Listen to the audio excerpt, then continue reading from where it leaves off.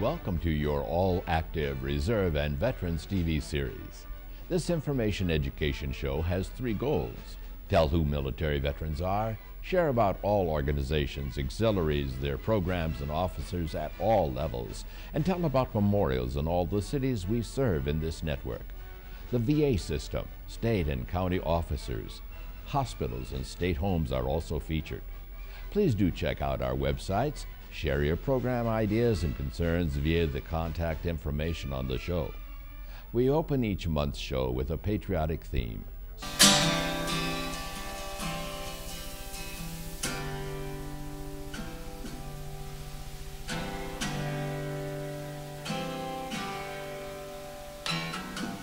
Knew a man called Sandy Kane.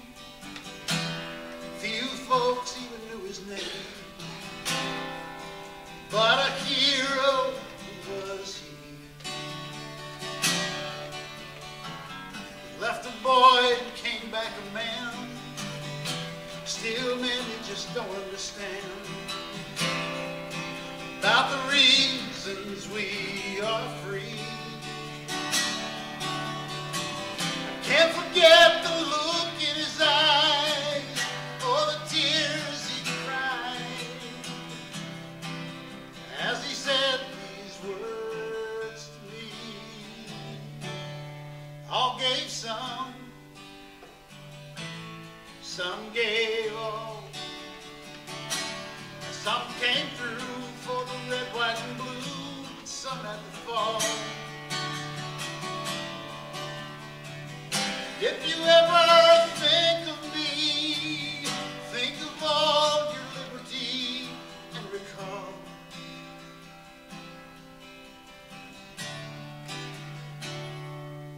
some gave all.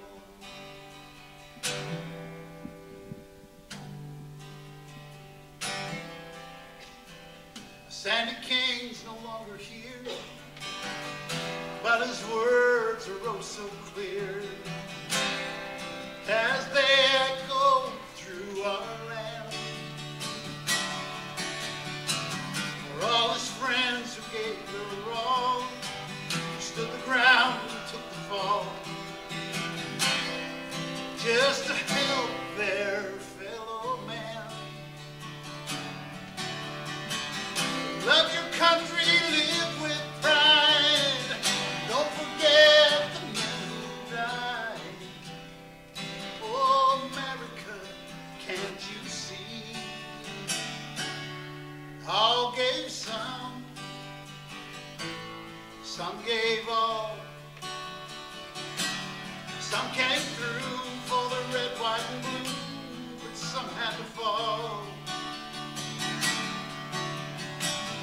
If you ever think of me, think of all your liberty and gone.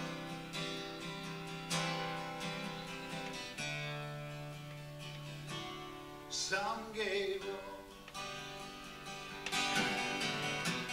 If you ever think of me, think of all our liberty and recall.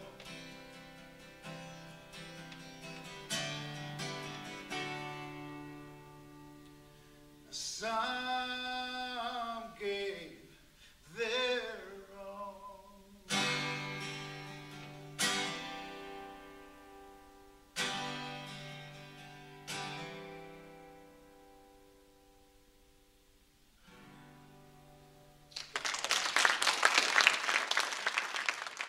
Welcome once again to Vets Visits on TV. This is program 119 for February, and this is my co-host. I'm Brad Lindsay with Olmsted County Veteran Services. And I'm Jerry Barnhart, the founder-producer of the program, and again, we're so happy that you could join us. We have some valuable information to share with you, and always there's something new that we can learn here on Vets Visits on TV. Our patriotic opening was played for us by Tom Treese with guitar, and a very emotional patriotic selection, Some Gave All. Tom is with the Dove program, which we'll learn more about today on our Vets Visits show. Now to some dates in history. This is Boy Scout Month, and Boy Scout Sunday is celebrated in a lot of churches. with Boy Scouts and Cub Scouts present. The 14th is Ash Wednesday. We should go back and also note that the 19th is President's Day, and the 22nd is Washington's birthday. And of course, we shouldn't forget the national holiday of George Washington's President's Day. Chaplain's Remembrance is also celebrated in February with the 4 chaplains presentations in many veterans posts. And now, Brad, what's our first feature? Every major veterans organization has a state service officer and national service officers. Many also have post-service officers who are elected. Jerry was at the Minnesota Department of Veterans of Foreign Wars Midwinter Convention and had an opportunity to meet Bill Bradshaw, a full-time national service officer who tells Vets Visits about his responsibilities. And your office with the VFW? I'm the director of the National Veteran Service out of the Washington, D.C. office. And how long have you been a director for the office? I've been the director approximately 3 years, but I've worked for the Veterans of Foreign Wars for 20 years. For 20 years. In what locations? In Washington, D.C. Yeah. And what are some of the main concerns that the VFW has had in caring for its members as far as you are concerned with veterans? One of the things that we want to ensure is that to make sure that all veterans receive all the benefits and services that they so rightly have earned and deserve.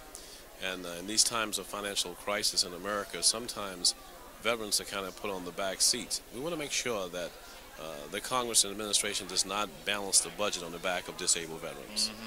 So that's one of our big battles that we fight each day with the Congress, with the commissions, and all the things that's happening in Washington that has anything to do with the budget or with programs for veterans. Okay. And is there anything else in this area? I think a lot of people are not always aware that there's service officers in every state as well for the VFW. There are service officers in each VA regional office. There are 57 regional offices. And there are county service officers and there's state service officers in just about each state.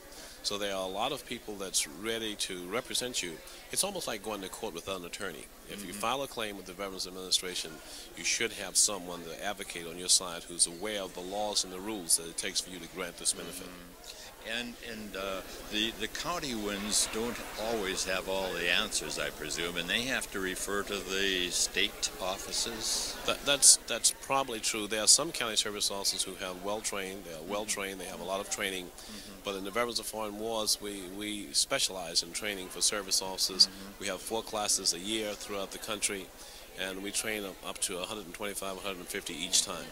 So you were in Minnesota for a training experience, I understand. I came to be with the service officers here, county service officers and post service officers here in Minnesota. Wonderful. And spent about how many hours approximately? Well, this morning I spoke with them, and I spoke for about 20 minutes, and we talked about the latest changes, the latest rules, and what they should know, and why they should be good advocates and intelligent advocates, because no one wants you to sit across the desk for them if you don't understand the rules and the laws and to be able to assist. Really? Well, we appreciate this insight into this very important area of service that the VFW provides its members only. Is that correct? No, we provide it for any veteran. For any veteran? Any veteran. It doesn't have to be a member. Okay, well, I misspoke, and you gave us the full picture. Thank you, sir. Thank you for your time and sharing with us, Mr. Bradshaw. Thank you, sir.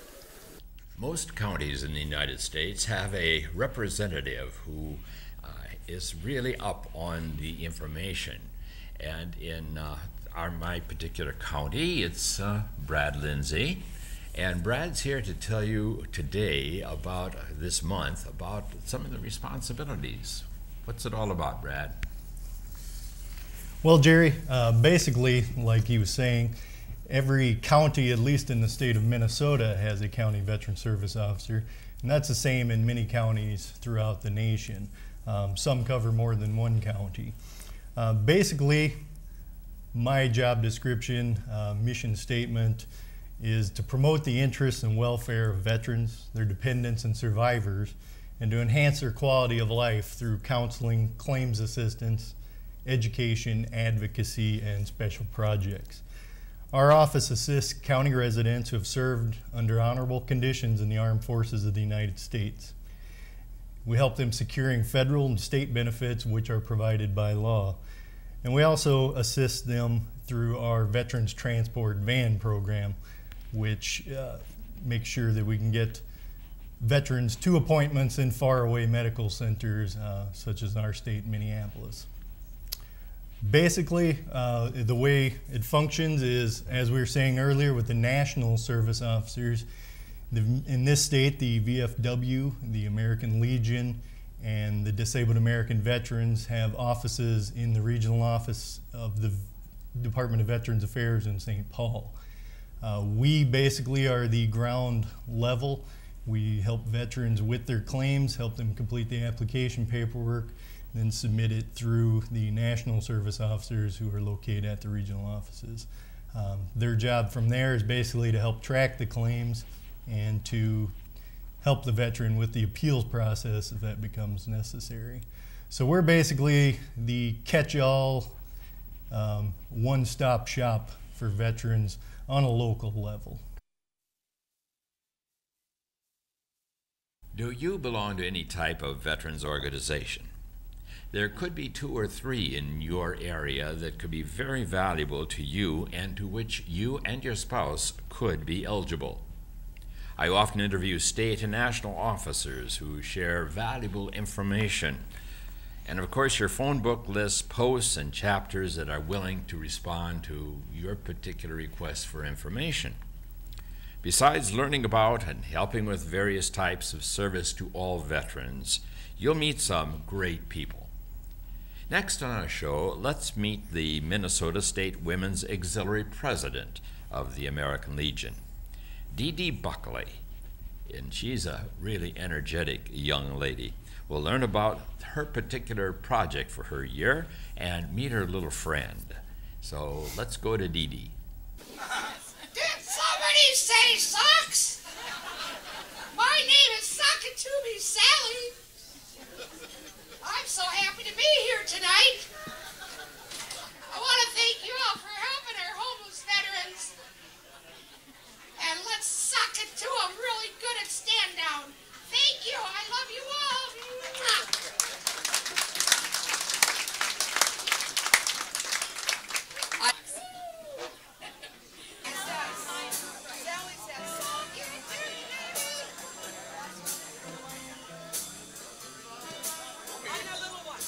Well, it's so nice to have you here in Rochester for this special occasion for the American Legion membership meeting.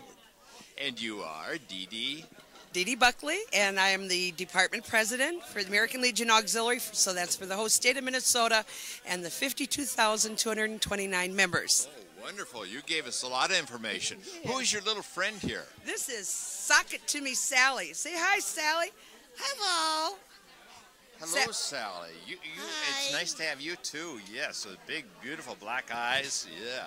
Now, what's this sock business that you brought along here? Well, Sally helps me. We go around the state, and as a personal project in lieu of any type of a gift that they might normally bestow upon a president, I've asked if they can help gift me with 6 packs of men's white socks that I'm going to take to Minnesota Stand Down 2007. Minnesota Stand Down is an opportunity for the different service organizations to help our homeless veterans and those hard up on their luck.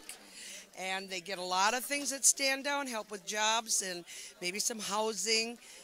They get some clothing. They do legal things They as get well. free legal service on Friday, and all the attorneys come in, and it's pro bono, and they hold court over in the law building right across from the baseball fields where we have Minnesota Stand Down. It's been probably 7-8 years since we were on Stand Down, or Stand Down was on Vets Visits. But that was one of the things that we covered quite early, and it's a wonderful project. Sure, you probably talked with Bill Lindbaugh. He was the founder of it in Minnesota. Right. And from out in California, I believe, originally. Right. And right now, the stand downs in the state of Minnesota are now run by MACV, which is Minnesota Assistance Council for Veterans. And they take care of our homeless veterans year-round. They help them find jobs. They have some temporary housing. When these young kids come back from from the ravages of war, they have to start over with their life. And MACV helps them do that, and the Stand Down does too. You know, after World War I and World War II, a stand down was an opportunity for rest and respite for all soldiers in an area that was safe and secure. And that's what we have. Stand downs are in a safe, secure area too. Like I said, the one at the University of Minnesota is a gated area where they set up the tented city. Hey, they can even take a shower. We have a husband and wife barber and beautician that shaving a haircut, and it doesn't even cost 6 bits.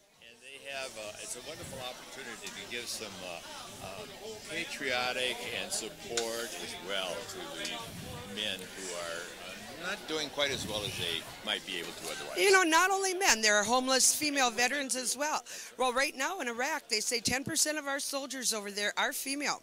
And we have both genders coming to Minnesota Stand Down. And it's just a way, they come down there for a hand up, not necessarily a handout.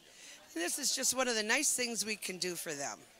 Well, I thank you so much for sharing this information, and you are a most, what should we say, most efficient and personable young lady to be with us.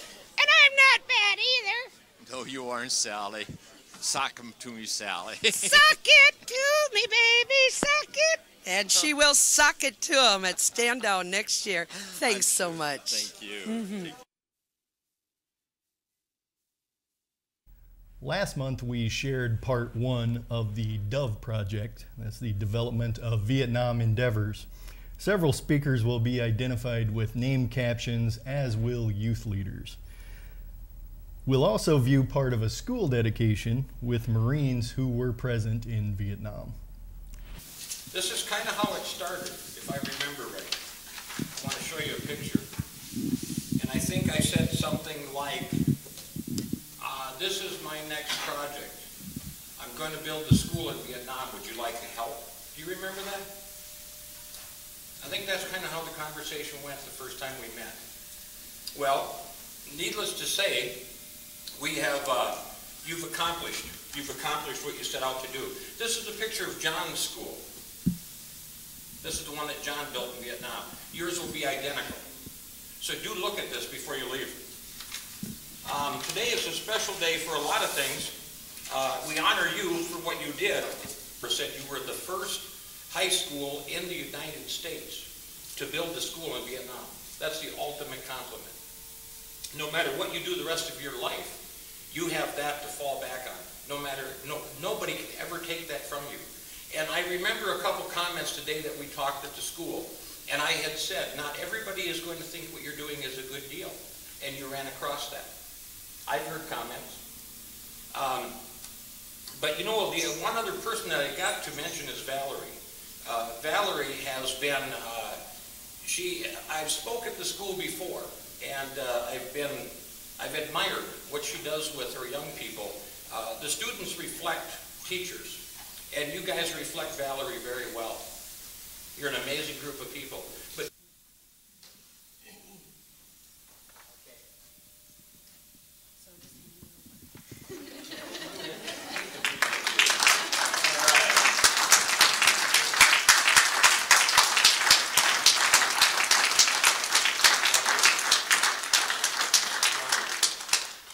thank Gary for leading the group here. Especially thank you, John, as a person from Minnesota. Without John, we are not able to do a lot of things for Quang Tri. And Gary already said everything, and he did it tremendously well. But I would like also again to thank all of the students. We are so proud of you. I came to this country in Iceland before. I have met so many great friends, American friends. One of the friends that I met was Chuck Oswald, who was a district governor for Rotary District 6600 in Ohio. And he taught me the lesson of unconditional love. And that is what the students are doing. So we are proud of you. Whatever we do, whatever we do, the meaningful life is giving for others. And we are very proud of you, and we appreciate very much from the people of Vietnam. We thank you so much.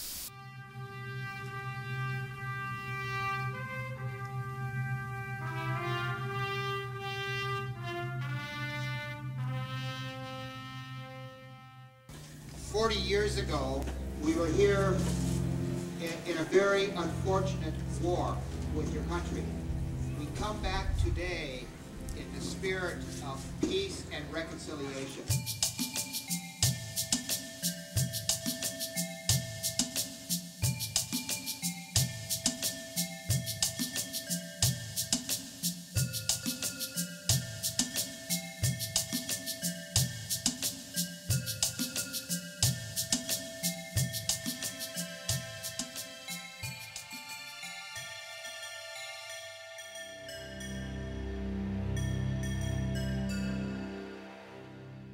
The Dove Fund is an organization that was founded by Vietnam veterans and by Rotarians.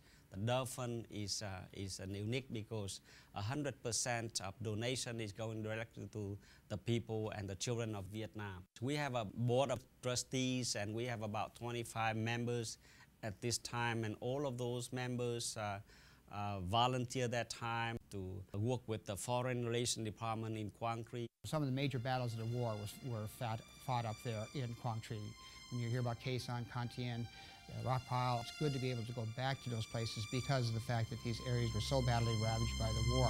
Quang Tri is a very poor rural area, and I'm just excited that we can give something of substance back to this area, and opening these schools certainly does that.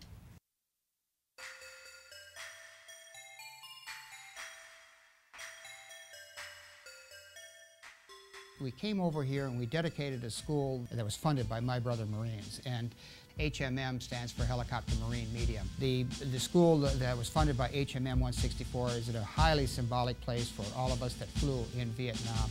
It's located near the rock pile and near the entrance to what's called Helicopter Valley. We received donations from a wide variety of people, including Scott Sayer, a grunt that served with 3rd Marine Division. When I found out that I had an opportunity to go back to where I served with other Marines, it really got me excited. It was that kind of an effort by Marines to bring this school into fruition. And I certainly must mention David Gillis, who was our flight surgeon.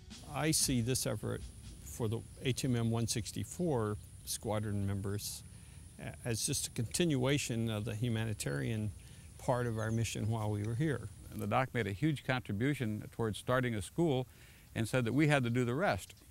And so I thought, you know, it'd be nice to give something back. From a distance, seeing hundreds of children lined up in what seemed to be like a guard of honor. It brought tears to my eyes. When we pulled up there and the 2 rows of kids all lined up, and then there was the band and everything, it was a nice homecoming, so to speak. It's been a while since there's been anything in my life that was as uplifting and as meaningful as that. I agree. That was very, very emotional for me. The people were friendly, they were warm, they were open. The respect that was given to the people, to the veterans who came and those who were part of the building of their school was phenomenal, and I just felt so good to be a part of that. And we were treated like queens and kings. HMM 164 has never been surpassed, and I'm happy to know that there are 374 children in a school now who sees the plaque that honors them every day that they go to school.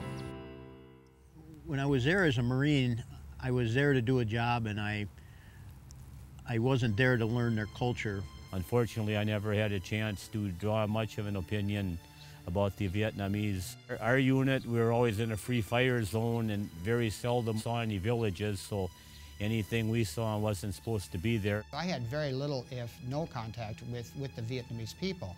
It really was a situation where they were either shooting at me or I was shooting at them. That was kind of what it amounted to. To be honest with you, I really didn't have much of an opinion at all. I was an ignorant civilian who had enlisted in the Marine Corps and just been trained to fight, and came over here not knowing really what to expect. Country-wise, people-wise, we really never got face to face with any. That's been the most gratifying part of the Dove experience, is actually coming over here and actually being able to get to know the Vietnamese people on a personal basis. I am totally impressed by what I've seen in the last few days, what these people have accomplished. And I'm mostly impressed by the fact that they aren't really communists. That makes me very, very happy. They're very easy to like. And it's fun to come back here and revisit the culture. It's a 3,000-year-old culture. It's wonderful. I can't believe how friendly they've been, and I wish any veterans that harbor ill feelings towards them could come back and experience the things I have. They're the same people. They were always friendly then, and they're friendly now, except you can tell that nobody's afraid anymore. Well, this has been our Valentine Month show, Brad. You're going to send out lots of Valentines, right? You know, one or two anyway. One or two, okay. And this is my Valentine to all of you. Well, it can be yours too, Brad. Well, thanks, Joe. And we do hope that you're having a wonderful month. And let's keep in our hearts all of those who are doing their best in a fight for freedom.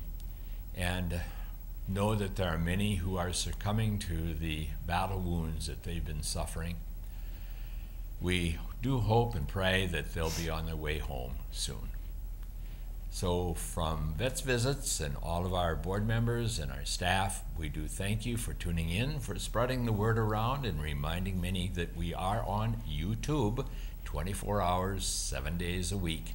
And you can remind your cableless friends that they can always pick us up too.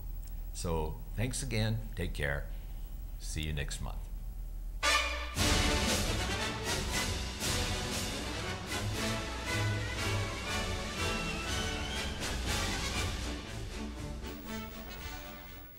Thank you for joining us for this month's show. Seen in over 350 communities for over 3,500 half-hour periods. Our websites have additional information about the show and are updated bi-monthly. To contact us, you are welcome to use one of these electronic methods. For all ground mail with questions, suggestions for future programs, you may use this address. Our IRS nonprofit status is 501c3, Information Education. The Minnesota Commissioner of VA and these state-level organizations believe in and endorse Vets Visits. Join us next time, won't you, for Vets Visits on TV.